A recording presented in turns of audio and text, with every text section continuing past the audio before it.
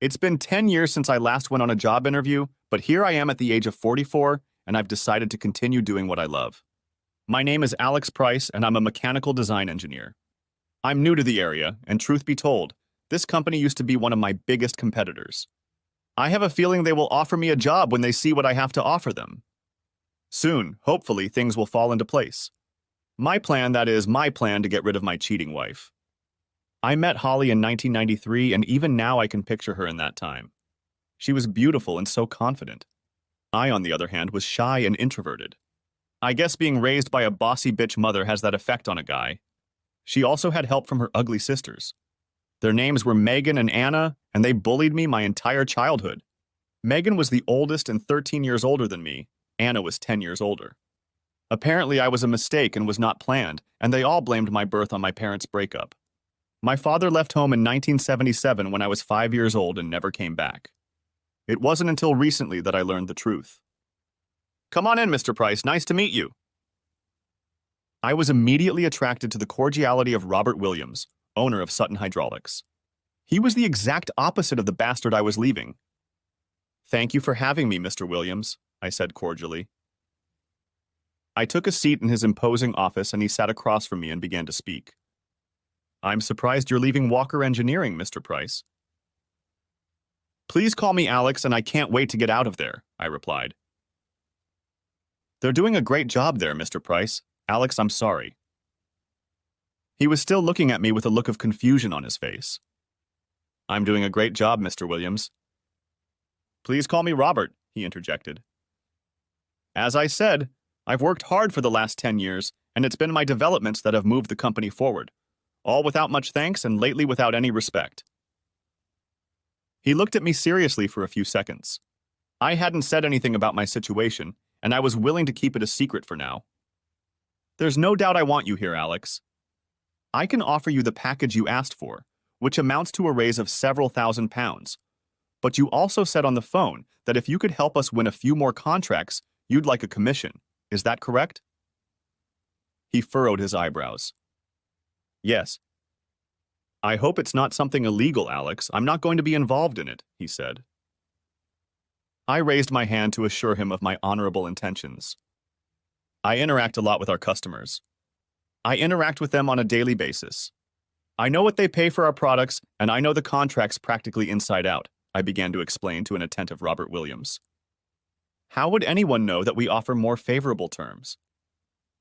And with my designs and your team, we can be the best in the game. What do you say?" I suggested confidently. He held out his hand and I shook it. I looked into his eyes and saw that I was looking at a man of integrity. Another part of the plan was accomplished. Now back to my cheating wife, Holly. We met at Kingston University in South London. She was in her final year of a creative writing degree, and I was completing my master's in mechanical engineering and design.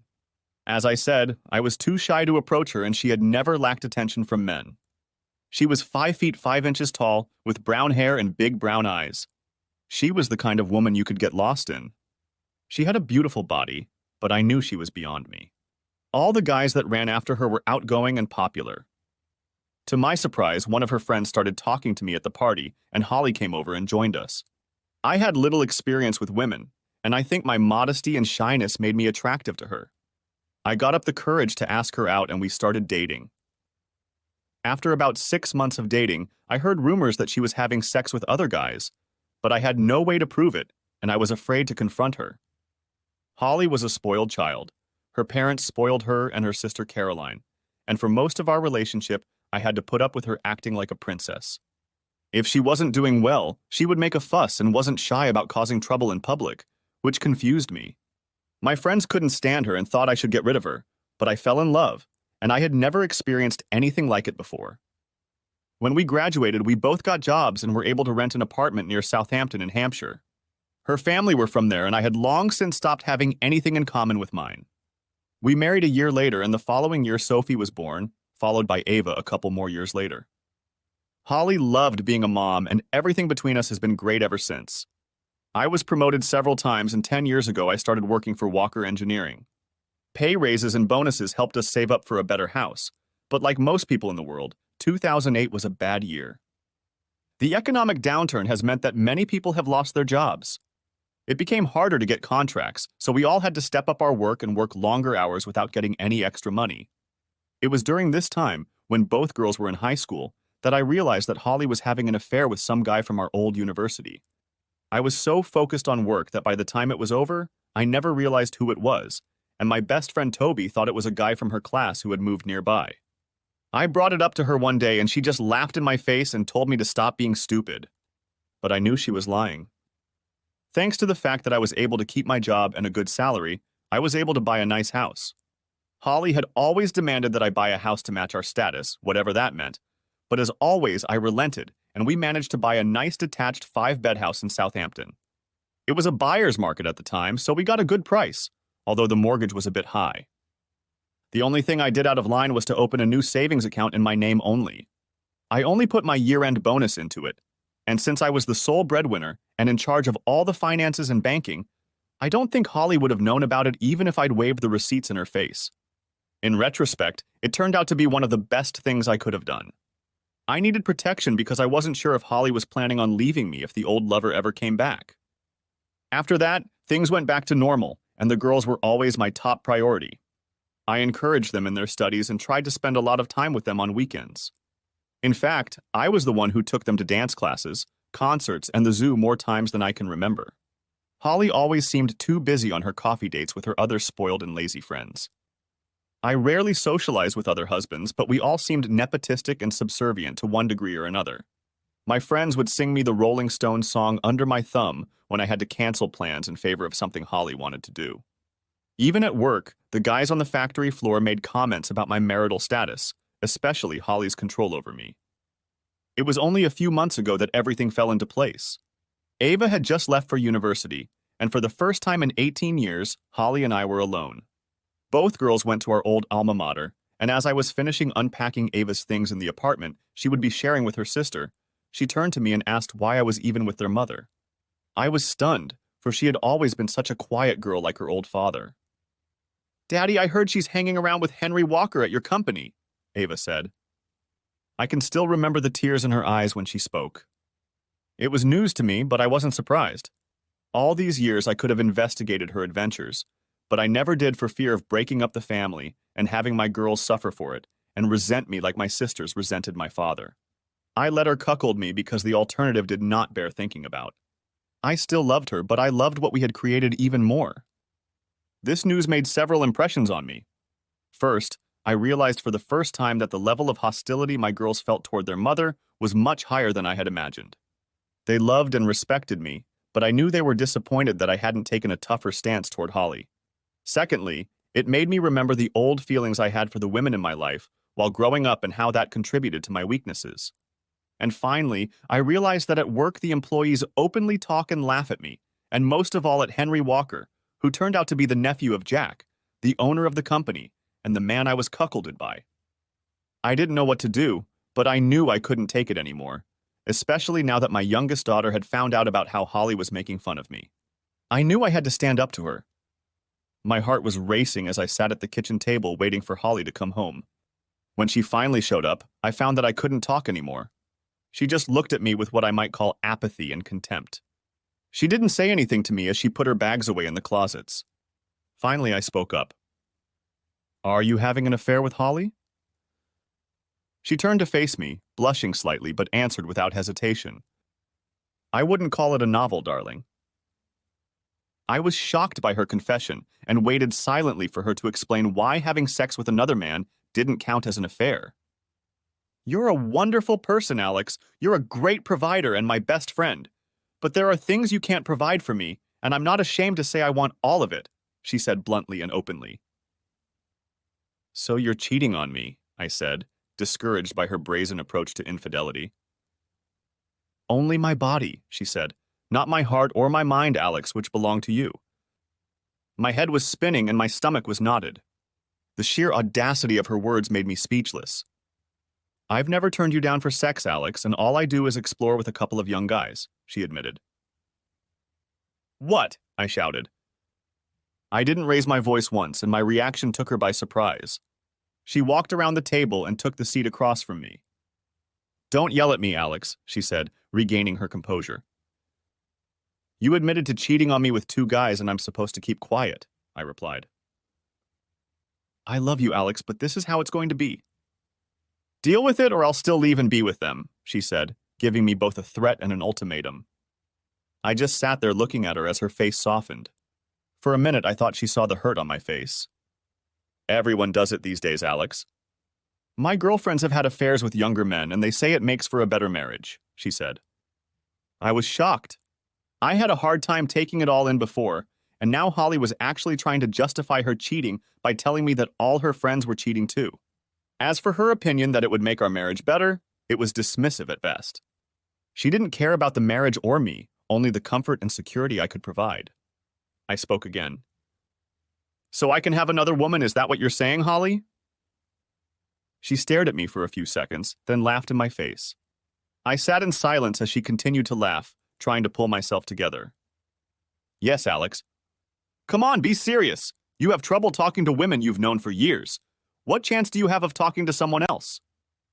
She was blatantly mocking me as she continued to giggle, and I felt embarrassed and ashamed, but she wouldn't give up. That's the way it's going to be, Alex, so don't ruin a good thing. I'm still your wife. I still love you, and I still come home to you every night. Don't ruin your life, don't complain about it, and don't do something you'll regret later.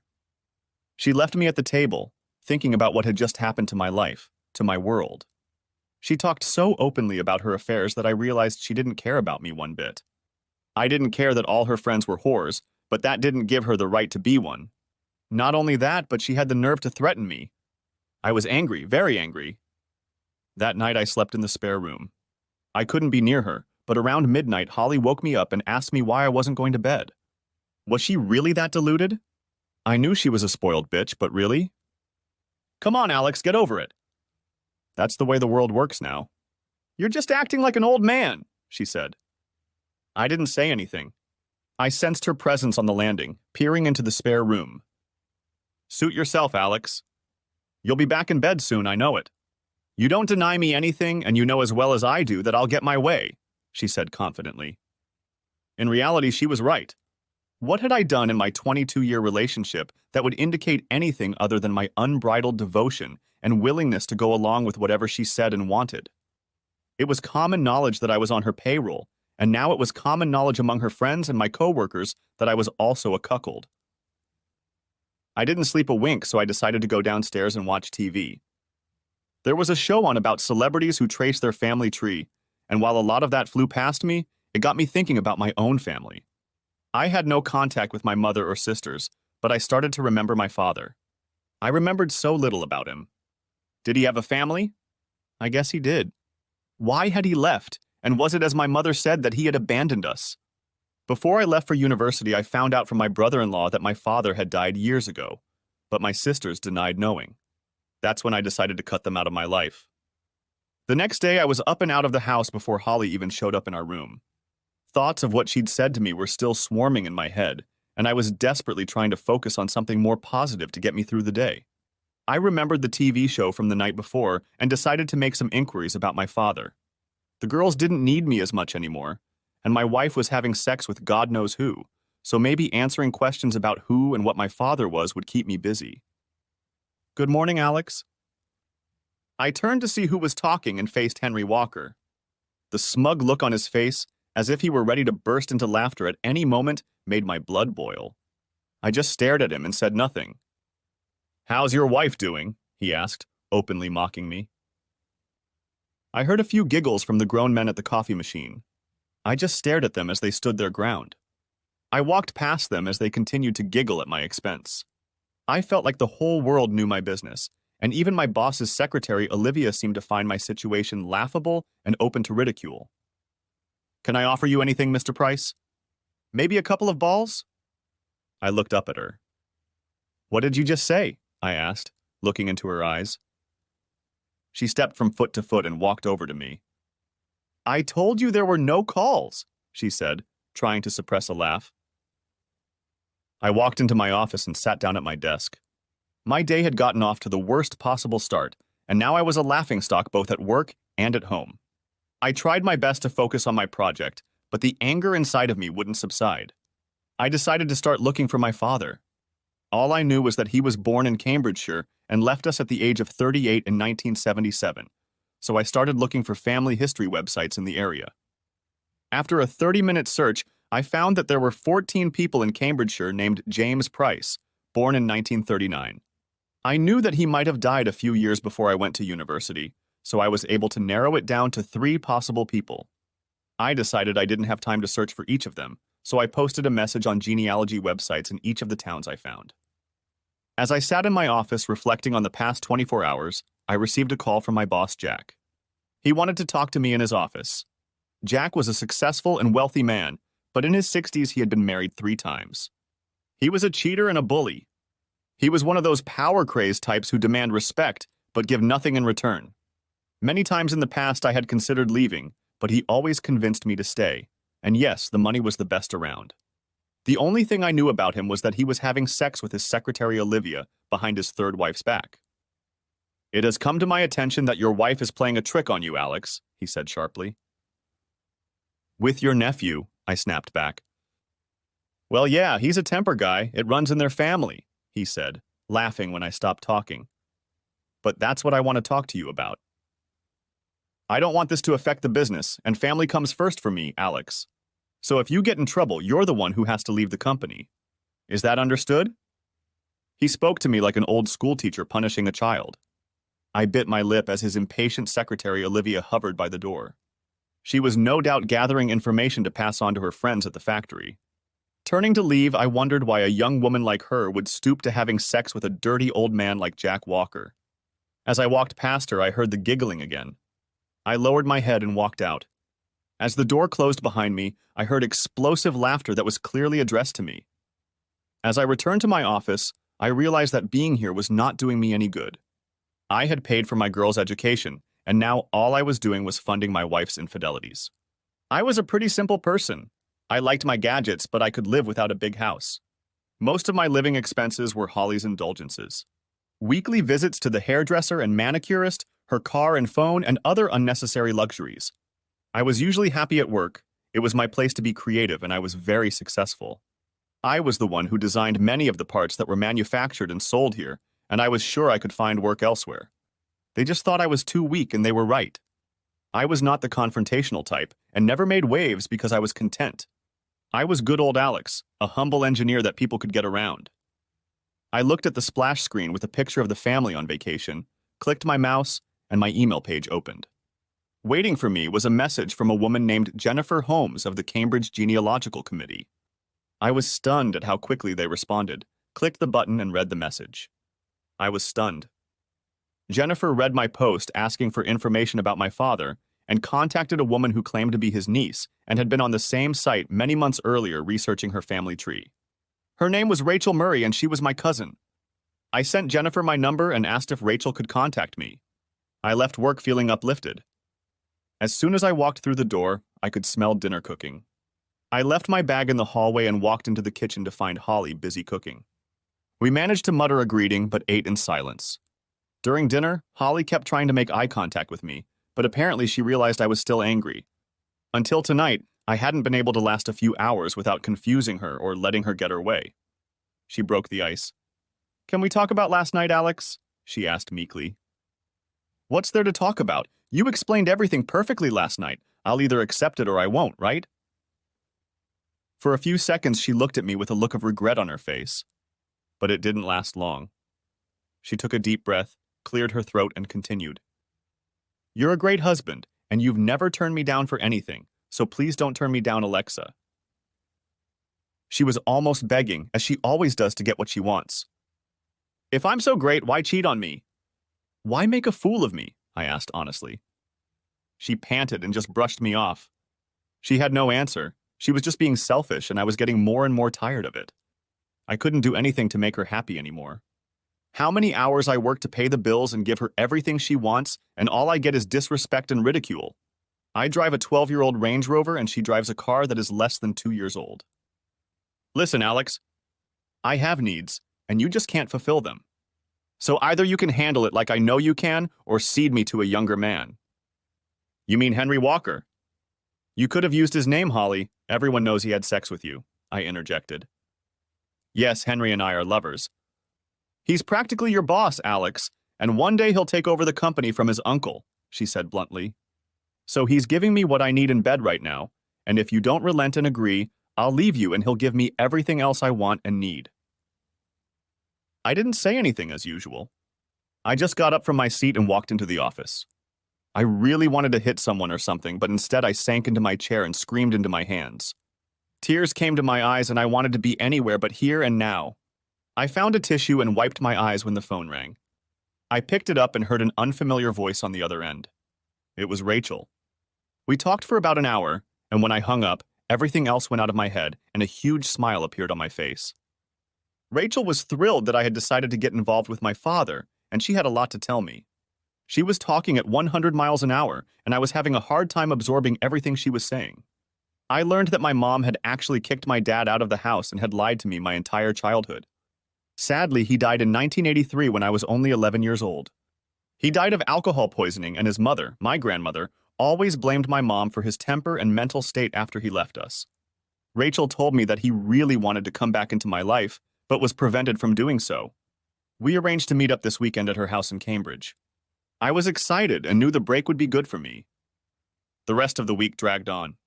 Everything was the same at home, but at work I was constantly being laughed at behind my back. Henry and his buddies thought it would be funny to hang a pair of panties on my office door. I looked at Olivia, but she didn't say anything. Inside the panties was a note that said, "Please go back to your wife." I was broken.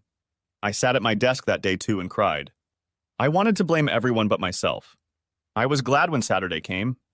I told Holly I was going to visit a friend in London, and she didn't care what I was doing. I guessed that she would mock me, so her absence made it easier for her. The drive to Cambridge was a stressful one. The M25 highway proved to be a nightmare, as usual, and I ended up finding Rachel's house an hour after I was expected. This didn't seem to faze her as I was greeted with the best hug I've had in years. I was introduced to her husband Greg and 2 young children, Grace and William. Once the formalities were over, we moved on to talking about my father and my new family. Rachel had such a warm, unselfish personality, she and Greg were interjecting and finishing each other's sentences. I think they both couldn't wait to share our family story. During my stay there, we were joined by David and Lucy Price. He was my cousin and Rachel's brother. We got along very well and he added everything he knew about my father and family. After lunch, we went on a little trip where I had some time to think. When we got back, David and I talked about work and family life. He could tell things weren't going well, and for some reason I confided in both of my new cousins. They just told me not to put up with it and that they would support me if I needed anything. I was so grateful to them. I left Cambridge with a new perspective on things. I had been told so many lies and treated so badly throughout my life that realizing that I had a completely different family who had shown me more kindness and honesty in one day than most people I had known my whole life gave me hope. I needed to sort my life out and get back to being happy. Not just for myself, but for my girls, my friends, and my new family. By the time I got home, it was 8 o'clock in the evening, and Holly was just about to go out. "Where are you going, Holly?" I asked. "Out with friends." "You mean Henry or Max?" I snapped back. She looked at me, somewhat taken aback that I knew the name of her other lover. I gave her an understanding look. "Please don't do this again, Alex," she begged, seemingly indifferent to my feelings. "Please, Holly, I'm asking you to stop this and become my wife." "Stop being silly, Alex. I'm your wife and always will be. Don't deny me my pleasures and I'll make your life easier. I'll be back by midnight." She completely ignored my wishes and continued to threaten me. She approached me with her arms wide open and I turned my back to her.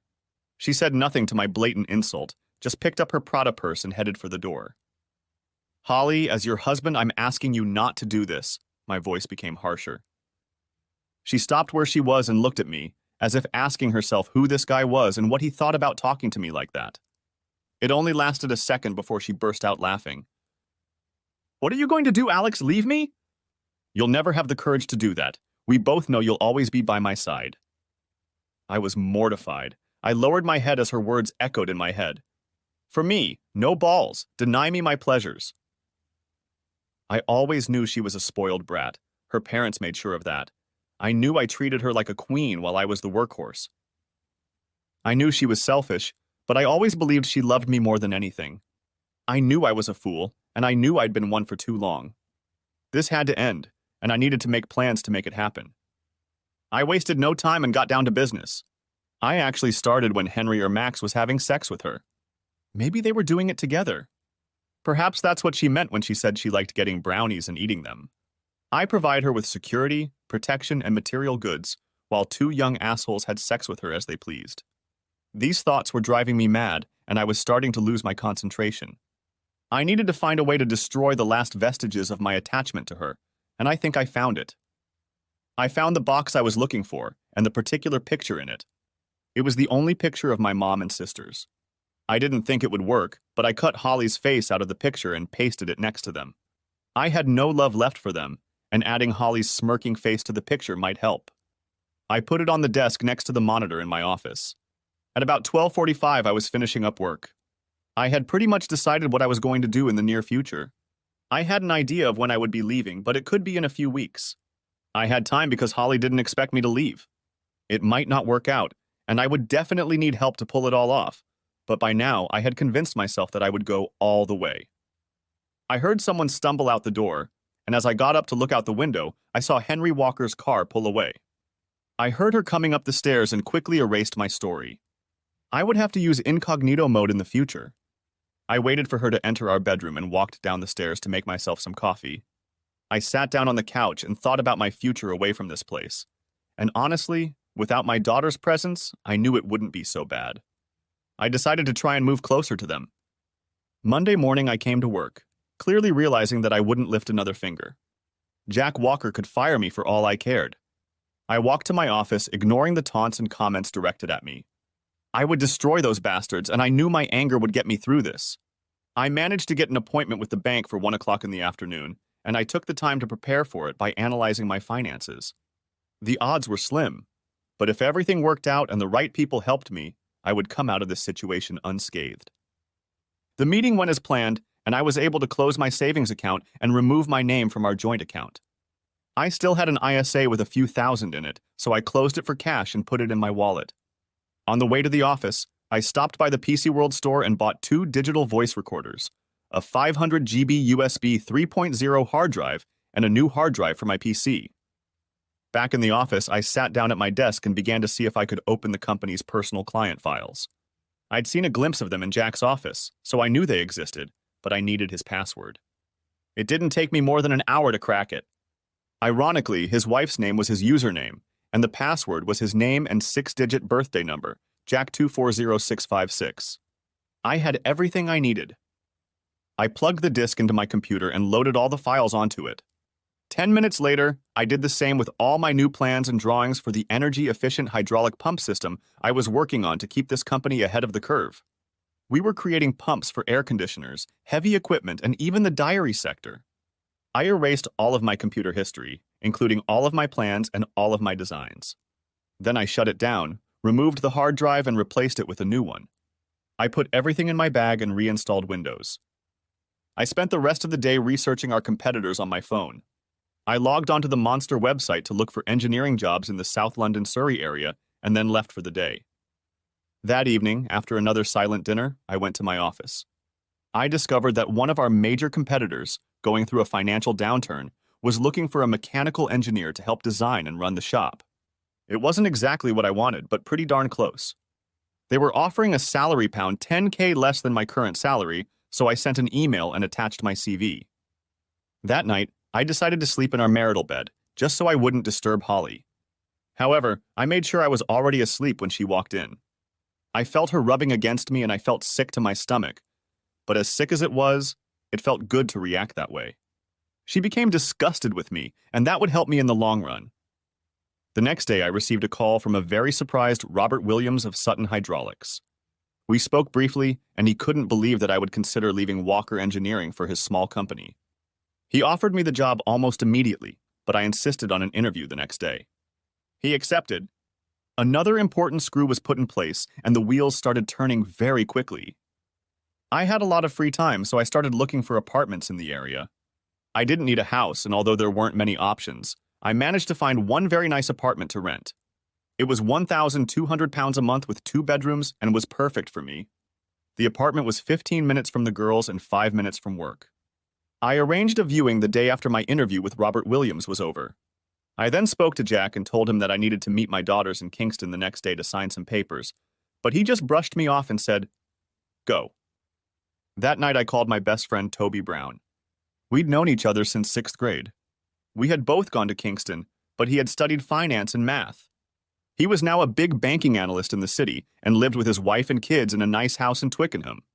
Most of all, he and his wife hated Holly, so we rarely spoke to each other as a couple. Holly was jealous of Sarah because she was an ambitious web developer and married to a rich banker. I guess even with everything I was giving her, I still wasn't up to her level. I arranged to meet Toby the next night after the interview and apartment viewing. He knew I had something on my mind, but I told him I'd tell him all about it when we met. Along the way, I thought about many things. Today was important not only for my plan for the near future, but also for my future. At this point, I had no idea how the girls would react. Until the recent revelations, I had planned to retire at 55. I was thinking of investing in a villa in Italy or somewhere else.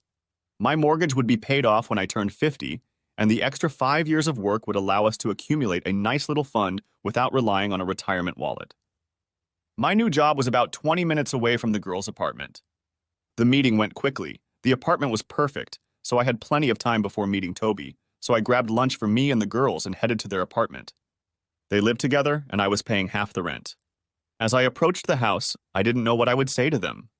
I didn't know how often they talked to their mom, but I knew I didn't want to hide anything from them. When they saw me, they ran up and grabbed me as I was already walking through the door. My smile could be seen from space. I missed them both so much. "Daddy, Daddy!" they shouted, laughing as if they were still toddlers. They led me into the house, and I laid out the lunch I had grabbed on the way. We sat and ate while they told me about their lives and schoolwork. I was so proud of my two girls. Sophie had already studied pharmacology for 2 years, and Ava was studying nursing. 2 professions for loving and caring people. I saw Rachel in them and talked at length about our new family, promising that we would all meet soon. When we finished lunch, I took a sip of coffee and wondered, they knew something was going on. "What is it, Daddy? Spill it," Sophie said. "Well, you know your mom cheated on me, right?" said I. They both looked at each other, then returned their gaze to me and nodded in unison. "Well, I've had enough and I've decided I'm going to leave her," I muttered to everyone's smiles. "Good," Ava said. "About time, Daddy," Sophie added. "You're not mad or anything, girls?" I asked timidly. "No, Daddy, for as long as I can remember, she's been a bitch to you," Sophie growled. I thought about reprimanding her for disrespecting her mother, but I didn't. In fact, I thought, good for Sophie. I also felt ashamed again, because they had obviously seen this growing up. I hoped they wouldn't follow in their mother's footsteps as far as men were concerned. I hoped I hadn't hurt them in any way because I was too weak and pathetic.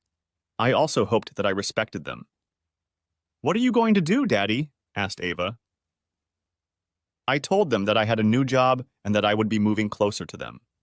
They were thrilled, but also surprised that I had actually decided to move away from their cheating mother and had already made plans to do so. For that, I received 2 strong and loving hugs. I told them I would do everything I could to protect my financial future without going into too much detail. When I got up to leave, they said they would support me no matter what, and although they loved their mother, she came second to me, and she always had. I left their apartment full of happiness and was now ready for the next phase of my plan. This was the most important part. Toby and Sarah met a few years after he left university. They are 2 of the nicest people I know, and tonight I would be counting on their favor. I was greeted warmly as usual, but my mind was spinning about what I would be asking of them, and they both knew I was out of my depth. They wanted to know at once what was going on, and I told them. There was no point in beating around the bush. I told them everything that had happened, and the first part of my plans. They were more surprised by my resistance than by Holly's infidelity. It was quite commonplace in their eyes. "So why did you dump her now, Alex?" asked Sarah, handing me another cup of tea. I declined something stronger since I had to drive home today. I always thought she was cheating on me, but I couldn't prove it. Now she admitted it, and everything fell into place. I also discovered something that made me say I'd had enough. I told them about meeting my cousins and that my mom kicked my dad out of the house and that my sister sided with her. My father was just like me, or rather, I was just like him. But this time my girls are on my side. So it was this discovery that prompted you to finally stand up for yourself? Asked Toby. Worry was written all over his face. No. I was taken to my father's grave. I was hesitant at first, but I managed to lay flowers and say a few words. Then I looked at the engraving on the stone, which shocked me. That's when I realized I had to leave, I explained. What was that, Alex? They said in unison. It had a rose on it, and below it was the inscription, in memory of him. There was the date of his birth, and below that the age at which he died. There was silence for a moment before I spoke again. He died at the age of 44. The age I am now.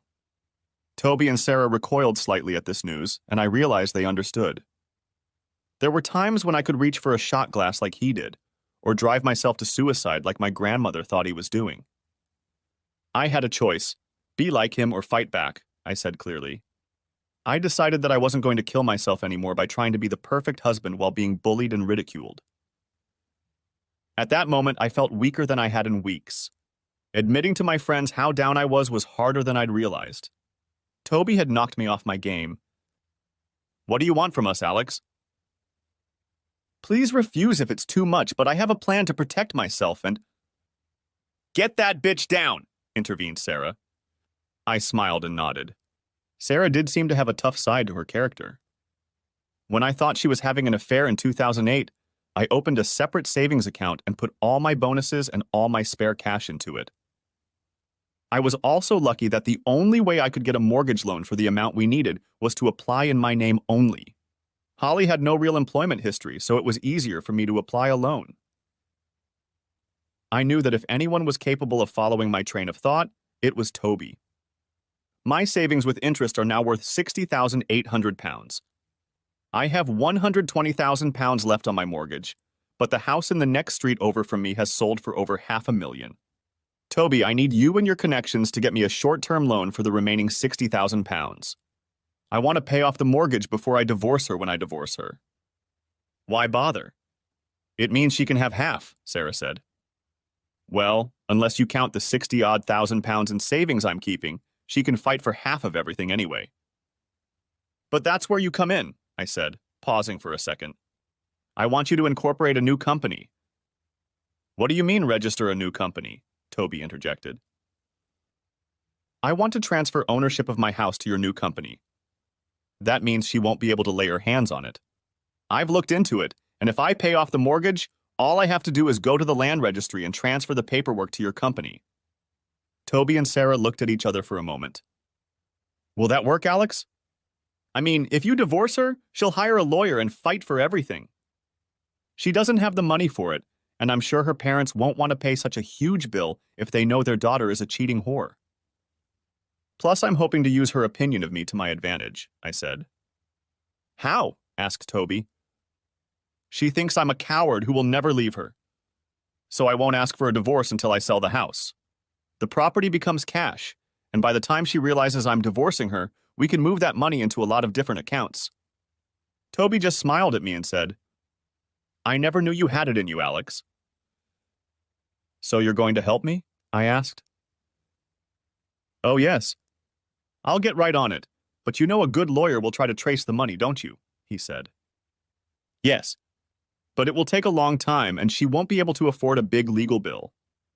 After another hour of conversation, I headed home. All the pieces were coming together.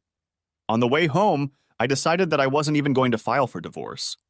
I was sure I wouldn't meet anyone else, let alone remarry, and that way I would have more time. I figured Holly wouldn't be bothered by my absence for at least a month. At that thought, I laughed to myself. By next week, I'd be gone. When I got home, it was almost 2 a.m. I looked in on Holly and she was sound asleep. No remorse is keeping her awake, I thought. I decided to go to the spare room. Thursday morning, I was up and out of the house before Holly even woke up. I wrote my resignation letter in the morning, and around lunchtime I called Toby. I've got good news, bad news, and then good news again, buddy. Okay, let's go in that order, I said, laughing. The good news is that I have registered the company. It only takes an hour at the company house, he said. The bad news is that to get a loan for the amount you need, you'll need some serious collateral. Something like a house, and that won't work for you. I was frustrated and scratching my head trying to think of something when Toby continued. Listen, Alex. You trust me and I trust you. I've been talking to Sarah about this and we've been thinking the same thing. I'll transfer £60,000 into your account right now so you can get on the case. Just give me the money back when you find it, okay? I was stunned. If he could see my face now, he would realize how grateful I was. This is too much, Toby. You've done enough already, I interrupted. Just take the money and go do what you need to do, he said. You have no idea how much this helps me, buddy.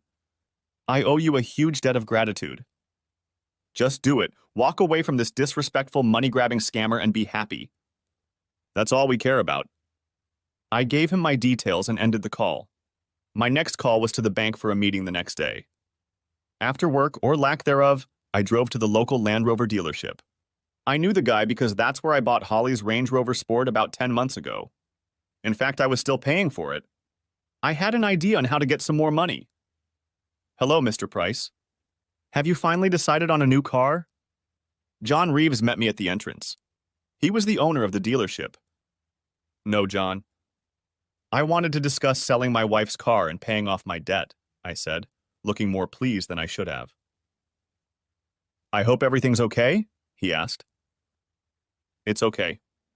You've met her, and you know how demanding she is. Now she wants a Mercedes 4x4. I don't want to say anything bad, but she seemed annoying, he admitted. We came to an agreement that he would take the Range Rover back and we would cancel our payment plan. I promised to come back to upgrade my car, and he knew he could offset the value of Holly's car by selling it as practically new. I apologized for the inconvenience, but the thought of him selling me an expensive new Range Rover more than made up for it. On the way out, I picked up a 2016 brochure, but not for myself, but for Holly. When I got home, Holly was sitting in the living room drinking coffee, looking a little pale. I took off my jacket and threw my bag on the floor. Everything okay, love? I asked through clenched teeth. Yeah, just feeling a little tired, honey, she said, taking a sip from her mug. She held out her arms as if wanting me to hug her and make her feel better. I ignored her, went back to my bag, and pulled out a brochure. I know what will make you feel better, I said. I walked over to her and sat down on the coffee table across from her. She looked confused at the empty seat next to her and back at me. What have you got there? She asked, looking at the pamphlet. Your car is almost a year old, and I was at the dealership today and saw their new model. It's awesome, I said as her eyes lit up. I want my wife to have the best, so I'm going to trade in your car and buy you this one, I said, pointing to the new 2017 model in the brochure. Oh, how I love that, she said, ignoring my plan. You always know how to make me feel better, don't you, Alex? The only problem is that they already have a buyer for your car, so I need to get it there by Friday afternoon. I'll finish work early and drive it to the dealership, and you can just use mine this weekend to visit your loved ones. The last remark made her recoil, and a look of shock and confusion appeared on her face. What's wrong? I asked. Nothing, Alex. I just thought you were still mad about our arrangement, she asked. It wasn't our arrangement, Holly, it was yours. I didn't have a say in it. But I guess I don't really have a choice, do I? I said, hoping for an answer. She only nodded, as if she had finally put me in my place, and I admitted defeat. I love you, Alex. I turned to look at her and was met with a sincere look of concern. I didn't say anything in response and just walked away to the kitchen. The phone rang and I went out into the garden to answer it. Toby confirmed that the money had been transferred. I was ready to go. The next day, wasting no time, I walked into the bank and found myself in the office of a mortgage loan officer. She looked to be about my age, but she wasn't wearing a wedding ring. I wondered if there might be a life after Holly, but dismissed the thought to the back of my mind. An hour later, the mortgage was paid off. All my remaining accounts were closed. I went through several houses and opened a new account at another bank. I was happy knowing I wouldn't have to pay anything else unless Holly hired a lawyer and went to court. My smile faded. I walked back to the office, ignoring Olivia as she rose to her feet to speak. I sat down with a cup of coffee and contemplated the next stage of my plan. I contacted the land registry and filled out the appropriate online application form. I had all the details of Toby and Sarah's new company, and within 10 minutes of submitting the application, I received a confirmation email stating that it would take 5 days to process. After that, I would simply hand the paperwork over to Toby, and he could register the property to his company. I decided to wander around the internet looking for furniture and details of canceling utilities in the house. I had to wait for the right time, but I did start new accounts for my apartment in Sutton. I finally have one more thing left to do. Something I've been putting off. I knocked on Jack's door. Olivia was there with him, of course. That dirty old bastard usually fiddled with her on Fridays, and I seemed to be interrupting their lovemaking. She left us alone. "What can I do to help Alex?" he said cheerfully, escorting Olivia out of the room with a glance. I put my resignation letter on his desk. He looked at me with a silly grin on his face. "What is it?" he asked.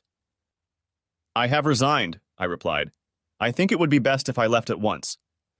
Given the situation with our families, I doubt you'll want me here for too long." He looked dumbfounded. "I'd appreciate it if you could have my P45 ready by Monday, and please don't tell anyone about it. My wife doesn't know," I said defiantly. But you can't do that. We need you," he said pathetically. "Not as much as you need your nephew. I'll be here on Monday to pick up the last of his things." I pretended to drop a pen from my pocket and, bending over, pulled a digital voice recorder out of my sock. I managed to attach a pin to it, and standing up, I pressed the record button and slid it under the seat and into the wooden frame. "If that's all Jack needs, I've got things to do." "Okay, Alex, but don't come crawling back when you're out of money. Your money is the only thing keeping that cheating wife with you. Do you realize that?" "Of course I know that, Jack." "I wish my wife was as faithful as yours," I said, smiling. I knew that hit him where it hurt. I turned and walked out of his office. An hour later, I drove home and picked up Holly's car and magazine. I drove to the dealership and dropped off her car. Fortunately, John Reeves offered to drive me home, and I gladly accepted. When I got home that evening, Holly was sitting at the kitchen table with big red bags under her eyes. I knew she had been crying. "What's going on, Halsey?" I asked with feigned sincerity. "We need to talk, Alex," she said, gesturing for me to sit down. For a moment, I felt like I was being snitched on. A feeling of terror came over me. "What's going on?" I asked. "I was at the doctor's office today, and I was diagnosed." She hesitated. There were a lot of thoughts swirling around in my head. If this was serious, what kind of man would I have to be to leave a seriously ill woman, as I was about to do? I have," she stammered. "Just tell me, Holly, what is it?" I begged her to spit it out. "I have gonorrhea," she finally said, bursting into tears. I laughed. Hell, I laughed, and she just stared at me. "It's not funny." I'm so embarrassed. I turned to her, and she looked confused. This was supposed to be humiliating. "Well, I know I don't have one because I haven't touched you in over a month, and when I found out about your adventures, I used protection," I said, trying not to gloat too much. "Oh, so everything's fine with you so far, is that normal?" She was silent.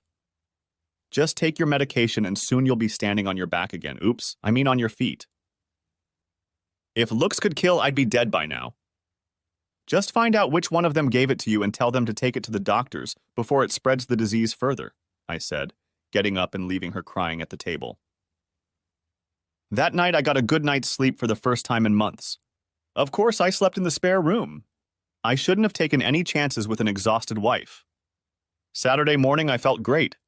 A good night's sleep definitely helped me, so I went to our bedroom and woke Holly up in bed to tell her that I was going to give her some time to rest and recover. "I'm going to the girls.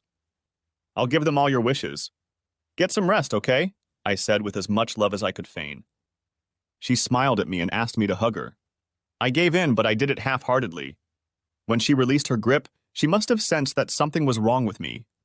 She looked at me sadly and said, "You think I'm disgusting, don't you?"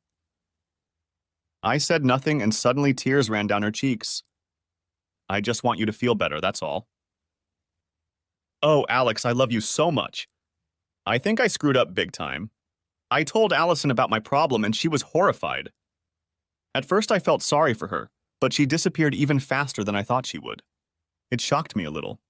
Then I realized that I had lost all love for the woman I'd been married to for 21 years. Could she really have disappeared so quickly? Obviously she could because I was ready for it, and her situation couldn't stop me. Without saying anything, I left the room. I got into the car and drove away happily. Later in the morning, I was seated with the girls, and I told them everything that had happened. They were amazed, and I could see that they had a new respect for me. I told them about Holly's little trip to the doctors, which they found hilarious. I shouldn't have laughed, but I couldn't help it, and it suggested to me that maybe the girls really did hate her as much as I did. "What's she going to do about Daddy?" asked Ava. "She'll have to move in with her grandparents or convince one of her lovers to take her in." I have a feeling those two degenerates were only interested in having sex with a married woman and bragging about it. I doubt they would want to have a relationship with her. What do you think? I asked. They both just looked at me and shook their heads. That evening, I stayed with Toby and Sarah, who were hosting a dinner party attended by many of their friends and coworkers. Among the invitees were several single women my age, and I felt confident enough to strike up a conversation with them. The alcohol helped me approach one woman named Amy who caught my eye. She was a divorced friend of Sarah's, and as the drinks flowed, she even managed to talk me into dancing. It was a fun night, and it was what I really needed. A night where I wasn't thinking about Holly, the end of my marriage, or my plans to leave her, as if a weight had been lifted off my shoulders. When I got home late Sunday morning, I found Holly doing chores around the house. I walked into the living room, and when she saw me, she rushed over to me and hugged me. I just patted her on the back. "Where were you staying last night, Alex? I thought you were coming home," she asked. "Toby and Sarah had a dinner party, and I had too much to drink, so I slept on their couch," I replied nonchalantly. "That's not like you. Did you have fun?" she asked, giving me a wary look. I had to be careful not to give anything away, so I pulled out my phone and showed her some pictures. Her face soon turned red. "Who is that woman?" she asked angrily. "Oh, this is Amy. She's Sarah's friend. She made me dance. It was a lot of fun." I looked up from the phone and saw Holly staring at me angrily.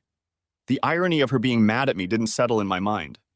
She was mad at me for innocently dancing around when she was having sex with some guy every week. "I want to go with you next time." "I haven't seen the guys in a while," she said, returning to her normal color. I made my way to the kitchen and put the kettle on.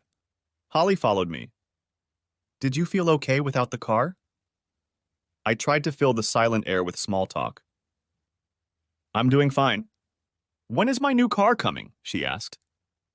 "They said it would be delivered on Wednesday." I turned around and saw that she looked somewhat concerned. "But if you want to pick it up, you can come Monday afternoon and pick it up." "I have things to do on Monday, getting my hair done and going shopping with my sister," she replied, obviously not too concerned about the missing car. "I can drop you off in town to meet your sister, and then you can have her drive you to the dealership. And then you can come back in your new Range Rover," I said with an excited grin. She smiled and came toward me with open arms. I turned back to the kettle, pretending not to notice her. The rest of the day, Holly was by my side, and I felt awkward. She kept trying to kiss me or hug me, and I kept making excuses to leave. I think she realized what it was about, because when I went to bed, I saw that she was crying again. "Good night, Holly." "Will you sleep with me tonight, Alex? I want to snuggle up to you, and I want you to tell me everything's going to be okay." I didn't feel anything. "Not until you get permission from Dr. Holly." "I'm sorry, but you made your own bed," I said stiffly. "Well, when I get better, I'm sure I can find a man who wants to get into bed with me." "I still have a lot of lost time to make up for," she snapped bitterly. I laughed to myself. It took longer than I expected, but here she was. The bitch was back. All regrets of Friday night were gone. For the last 21 years, I would have fallen for her shit.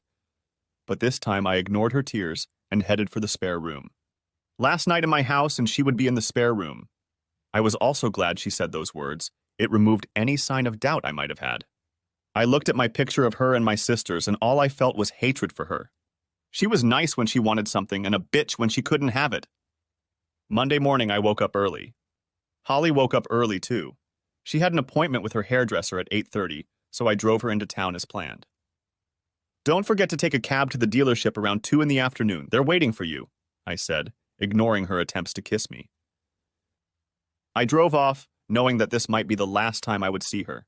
Somehow I was afraid it wouldn't happen, but it would be as long as I could make it happen.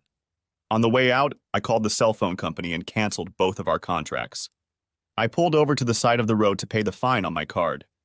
They informed me that the phones would be working until 5 p.m. Great. I then went to the office to pick up my P45. I entered the factory and there was a solemn atmosphere. The news of my departure must have reached everyone, and for a brief moment I saw a look of fear on their faces. I did not know why. Walking down the hallway toward my office, I passed the coffee machine where the usual suspects had gathered. I wasn't sure if Max and Henry knew they both had sex with my wife or not. But they both smirked as they looked at me and exchanged jokes with the other assholes. "Good morning, guys," I said cheerfully. "Good morning, Alex. How's the wife?" They said this to the usual laughter. How that joke is still funny today is beyond me. "Not very much, I'm afraid," I replied. "One of you underdogs swiped it." I walked away in complete silence, and when I turned around, their jaws dropped and Max yelled something to Henry. I heard a big noise before I headed up the stairs. Olivia saw me coming and she half smiled, lowering her head. Maybe now I was getting some respect. Jack was at the door before I could knock. "I have what you need, so take it and get out." Maybe this respect story was a figment of my imagination. I entered his office and sat down. I reached under the chair and discreetly put the recorder in my pocket. I knew he'd laid out his weekly Friday night story to Olivia, and now I had it all on the recorder. "So you have another job, Alex?" he snapped back. At first I didn't pay attention to him, but then I decided I would give him what he wanted. "No, nothing," I said. A wide smile appeared on his face, and he probably figured I'd come crawling back to him soon. "So I get my last month's paycheck and my year-end bonus?" I asked. He burst into laughter when Olivia walked in with my P45. "What's so funny?" she asked. "Alex just asked for his bonus and salary to be given to him." "That's hilarious," Olivia said, joining in his laughter. I thought, why not, and joined in too. It made them stop and look at me like I was crazy. "Why are you laughing, Alex?" said Olivia. "I don't know, Olivia. Why do you let that old bastard have sex with you every week?" I said, laughing louder and louder. They froze as her eyes widened and Jack began to redden with anger. I'm sure Mom and Dad are proud of their slutty little girl. She threw my papers on the floor and ran out of the room in tears. "You bastard," Jack said. "Get out of my office and out of my company before I get the guys to drag you out by your ears." I laughed, walking out of the house and heading to my office to pack the last of my things. I was still laughing to myself when I pulled up in front of my house. I got out of the car and lowered the back seats. I opened the trunk and walked into the house. I walked around the house thinking about what I wanted to take with me. I had several Romero Brito works, so I took them down and wrapped them in plastic I found in the garage. I packed them in the car and continued walking around the house packing. Finally, I went upstairs and emptied out my closet. I pulled all of my documents out of the safe, including the girls' birth certificates and marriage license. I found an attic ladder, went upstairs and found all my old stuff. My diploma and family photos were there. I went to the handyman and took all the jewelry I had brought with me from Holly over the years. They must have cost over 10,000 pounds, and then I took all the handbags, shoes, and expensive coats I'd brought back too. In fact, the whole bloody closet was bought by me, so I took everything. I've always been a responsible person, so I had receipts for almost all the stuff for insurance, and that will serve me well when I come to sell it all. When I finished packing, I realized I would need a TV, so I took that as well, along with my movie collection and Blu-ray player, of course. By this time, my car was too full. I figured I might lose all of Holly's clothes and a few other things I really didn't need, including some of my old clothes. The new me would require a new closet, and the girls wouldn't fail to seize the opportunity to help me with that. I found all the best pictures of me and the girls and put them in the car. I wasn't in any hurry to get anywhere, because Holly wasn't going to be back until after 2 in the afternoon. I made a cup of tea and took 5 minutes to myself. You have to have a cup of tea. I think it's on the Magna Carta. I picked up the phone, called the telco, and canceled satellite TV, phone, and internet. I called British Gas and Southern Water to cancel the utilities. It would take a few days, but I didn't care. I went back to the bedroom and sat on the bed when I noticed something that gave me a thought that scared even me. It was at the very top of the closet in a dusty old box. It was Holly's wedding dress. She loved it, probably more than I did. I took it off and then found our wedding album among the box of pictures on the bed. Grabbing the duvet cover, I gathered up all my things and headed out into the garden. Once outside, I walked to the middle of the garden and piled everything into a pile. I added all of Holly's clothes and her things that I knew I wouldn't be able to sell. I made sure to leave only her underwear because I didn't want anything to get contaminated. I went to my car and locked all the doors. I was ready to leave, and when I looked at my watch, I saw it was only 1:45 p.m., so I called Robert Williams and told him I could give my P45 later that evening, along with the night shift. That way I could start work again tomorrow morning. He was thrilled, and I told him I was already working on plans to get new customers and improve the hydraulic pumps that would make it super competitive in the marketplace. I think he sensed my enthusiasm, and as I wrapped up the conversation, I hoped I had made his day. It was already 2 o'clock in the afternoon, and I was sitting there waiting for the call. Finding some paint thinner in the garage, I went out into the garden and poured it on my wedding dress. I was about to light the fire when the phone rang. "Hi," I said calmly. "What's going on, Alex?" yelled Holly into the phone. "What do you mean, Holly?" I asked sarcastically. "Don't play dumb, Alex," she continued. "Calm down, Holly. What's going on?" There was silence, and I heard her breathing heavily. I heard her sister's voice in the background. "I was told you didn't bring me a new car. You sold me mine." "Oh, yes. Did I forget to tell you that?" said I. "What are you talking about, Alex? What's going on?" She started to panic. "Well, from now on, if you need a car, you can pay for it yourself," I said, trying to stay as calm as I could. My heart was pounding frantically. "Yeah, I don't understand, Alex," she said meekly and confused. "You heard me perfectly well, Holly. If you want it, you can buy it. Now, if you'll excuse me, I need to clean up the kitchen." What, is this some kind of sick joke?" I didn't say anything. "We'll talk about it when I get home, Alex." "I'm not satisfied with being coddled," she shouted. I was silent again. I heard her panting as if she was pacing to her sister's car. The slamming of the door confirmed it. I knew she was on her way. In this condition, she could convince her sister to be here in 5 minutes. "Alex, Alex, Alex." "Yes," I replied almost too calmly. "You said you were in our kitchen?" she asked, suddenly realizing what I had said. "Yes." "Why aren't you at work?" she asked. I didn't say anything. "Alex, Alex, Alex." Her breath caught, and I could hear the panic and confusion in her voice. I hung up the phone as she continued to call out my name. I went outside, struck a match, and lit the fire. Our past flared up as I walked away. I pulled the marriage certificate out of my pocket, ripped it to shreds, and left it on the kitchen table, along with the only picture of us all vacationing at Disneyland. It was a wonderful time with many happy memories. I wonder if she thought the same? I got in the car and drove away. When I got to the end of the street, I saw Holly and Jennifer pull up to the house in the rearview mirror. Neither of them looked up. They just ran into the house. I turned my phone off, smiled, and pulled away. The A3 was practically empty as I drove towards my new home. For some reason, I couldn't shake the feeling of dread that gripped me. I knew this wasn't the last time I'd see Holly, and once my plan came to fruition, she would do anything to hunt me down and make me pay. That was the kind of person she was. I also knew she'd get the girls involved, and I didn't want them to be burdened with our problems, especially since they needed to focus on their studies. I was in Sutton by 4 o'clock in the afternoon and decided I had time to visit the local phone store and get a new cell phone contract. I also managed to catch the administration team at work, processing my P45, and met Freya, my new receptionist. She was quite young but kept a very professional demeanor, a complete contrast to Olivia.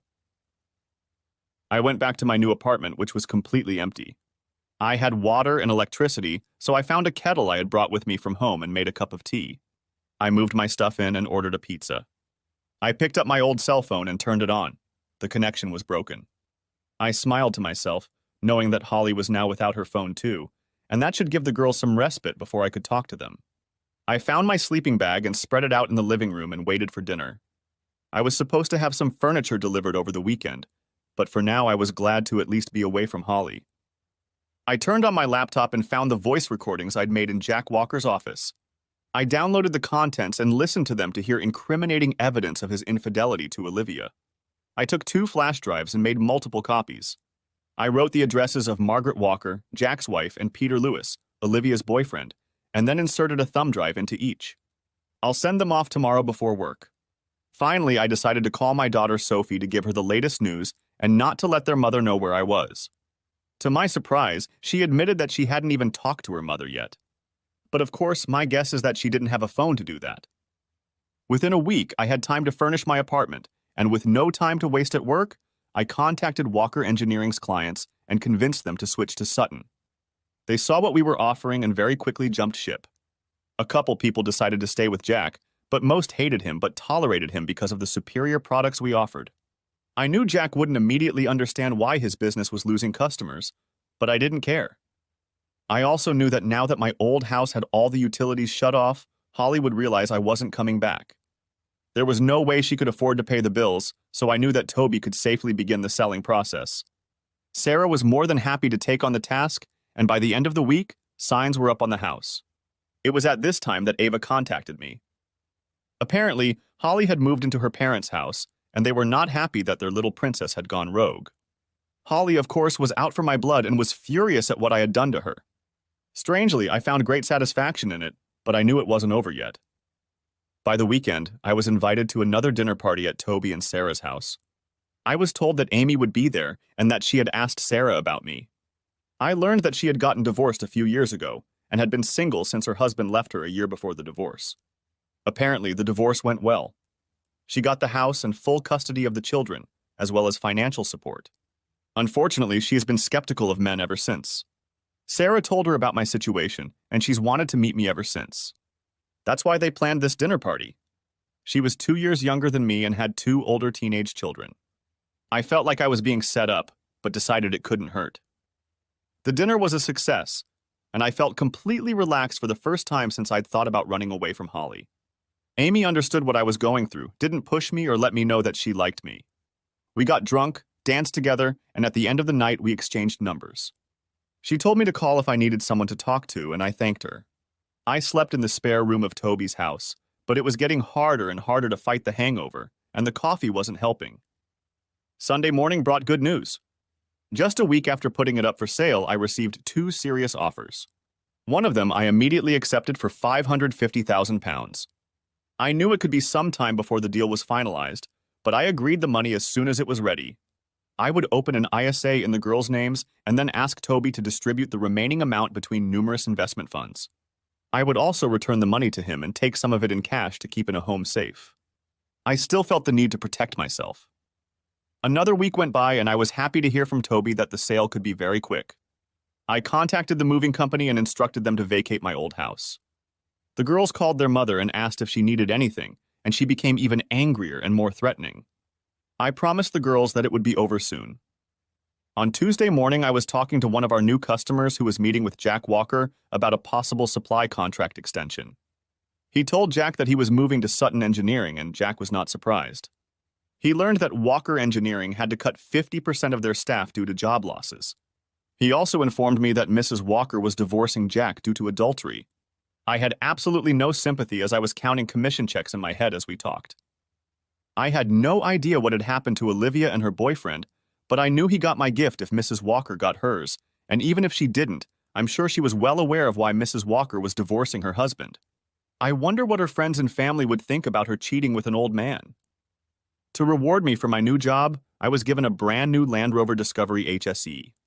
I was already thinking of treating myself, but Robert and the bosses were so pleased with me and how the company was progressing that they gave me the car and a few thousand in commission. It was actually over £30,000. I was looking out my office window admiring my new car when a familiar Ford Focus pulled into the parking lot. I froze, realizing who it belonged to. It was Diana's car, Holly's mom. I sat back in my chair and waited for the inevitable call. The bitch had finally found me. The phone rang in my office and I picked it up. Mr. Price, there's a woman sitting in the waiting room who claims to be your wife. said Freya, my secretary. Tell her I have a meeting and I'll be down in an hour. 3 hours later, I looked out the window and she was still sitting there. I exhaled noisily and decided to leave for the night. If she saw me, I'd have to deal with it, and if she didn't, I'd just drive past. It wasn't like she knew which car to pay attention to. I walked out the side door and headed to my car. I was just getting into my car when I heard tires screeching, and before I knew it, she had pulled up and was blocking my way. She jumped out of the car and stormed over to me with a face like thunder. She looked like hell. Her clothes were clearly her sister's old clothes, and her hair looked like it hadn't been brushed in weeks. "You bastard!" she screamed, hurling a slap in my direction, but missed. "I hate you! I hate you!" "Yeah, I hate you too, Holly. Now say what you want to say and then get out of my life," I said, trying to stay calm. She just looked at me with tears rolling down her cheeks. "You ruined my life, you bastard," she whispered pitifully. I didn't say anything. I just kept listening. "You destroyed all my belongings, my wedding dress and clothes." So far, it was all about her, and I wasn't surprised. "And then you cancel and force me to move in with Mom and Dad," she continued. She just stared at me and waited for me to speak. "Was it all Holly?" I asked. "Haven't you anything to say for yourself?" she shouted. I thought for a second before inviting her into my car. She was taken aback, but I didn't want to be a public spectacle anymore. When we sat down, I saw how bad she looked. She seemed to have aged, and I wondered if all that plus the venereal disease had taken its toll on her appearance. "Please come home, Alex. We can put all this behind us. I forgive you." What did she just say? Are my ears deceiving me? "Do you forgive me?" I asked, hoping I'd misheard. "Yes, Alex, I will forgive you for destroying my things and my life." "Are you delirious, Holly?" I asked. She just looked at me like I was crazy. "You openly cheat on me and disrespect me when I give you everything, and you have the nerve to say you forgive me." But I thought..." "No, Holly, you're only thinking of yourself. I'll never be with you again, so go away and be with one of your lovers," I said coldly. She moved awkwardly in her chair, and I realized. "I suppose once you suddenly became single, they didn't need you?" I asked. "They accused me of giving them an STD and said I was just having a little fun. They said they would never want to have me as a girlfriend because I'm a cheating bitch." For a second, I even thought it was cruel, but she had already made the bed. "Well, that was obvious, Holly. So go find someone else." "My girlfriend started treating me differently. Now we've broken up and their husbands have started questioning their fidelity, which means I've been kicked to the curb. I can be a bad influence if you can believe it." The word separation stuck in my head. I knew it meant that I was still connected to her, and I felt sad. "My parents are disgusted, and everyone in town has heard about my venereal disease, no doubt thanks to my so-called friends and lovers. And now some of the factory employees have lost their jobs, and that's my fault too." The truth was that she herself was partly to blame for all the bad things that had happened to her. But I felt sympathy for her. She had messed up and was paying the price, but how great that price was. She had a beautiful life, and she ruined it because of greed and disrespect. However, I knew I had to move on with my life. "I have nothing left, Alex. I need you, and I want you back in my life. I have no money, no job. When will I get my share of the house?" "Here it is." "You've never once told me you love me." "You just need me, Holly, and I don't need you. As for the house, I didn't pay the mortgage and I lost it," I lied. Her eyes widened and her jaw dropped. She was shocked by my words, but at least I knew how this visit would turn out. "I want a divorce," I said. "No, please, Alex, of course I love you. Over 20 years together, and I made a little mistake and you're burning me out. A very big, unforgivable mistake, Holly, and I'm never coming home to you." "Please, Alex," she shouted, and her screams echoed throughout the car.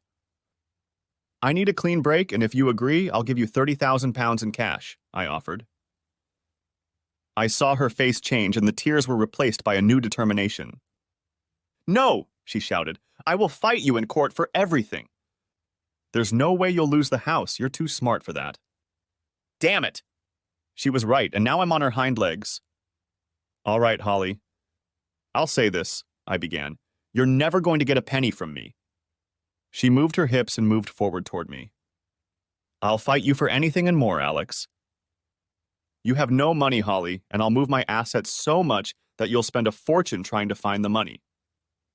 I'm smart, so by the time your lawyer finds it, you'll have run up a bill that will negate any benefit. I suggest you take the money I'm offering, or I'll give it away too. It's up to you, I said sternly, keeping my eyes on her. You bastard! I loved you and bore you children, and this is how you treat me? She said angrily. Thanks to me, our girls will go far. They won't be liars and cheats. They'll be selfless, not selfish like their mother. So take the money and get out of my life. My anger started to surface, and she looked at me like I was a stranger. All right, she hissed. I'll take the money and agree to the divorce. Okay. I'll set it up. With those words, she got out of my car and slammed the door shut. A few seconds later, she sped out of the parking lot. The next day, I filed for divorce on grounds of adultery, and a week later, I arranged to meet Holly at the girl's apartment. The sale of my house went through, but I wouldn't put any money into it until the papers were signed. We tried to be polite in front of the girls, but it wasn't easy. I handed Holly the money and she signed the papers. I kissed the girls goodbye and wished Holly good luck. When I was about to leave, she burst into tears again, but I had a feeling it was for the girls' benefit. Sophie and Ava looked at me and raised their eyebrows. They knew. I'll see you next weekend, Dad, Ava said as I walked to the door. I went back into the room. Holly was still sobbing, and no one was paying attention to her. I suddenly realized what Ava was talking about. Oh yeah, the Coldplay concert. Everyone's looking forward to it. Are we going to meet you in London or drive together? Asked Sophie. I'll talk to Amy and let you know during the week, I said one last time before I left. On my way out the door, I heard Holly yelling something, but I chose to ignore it and left.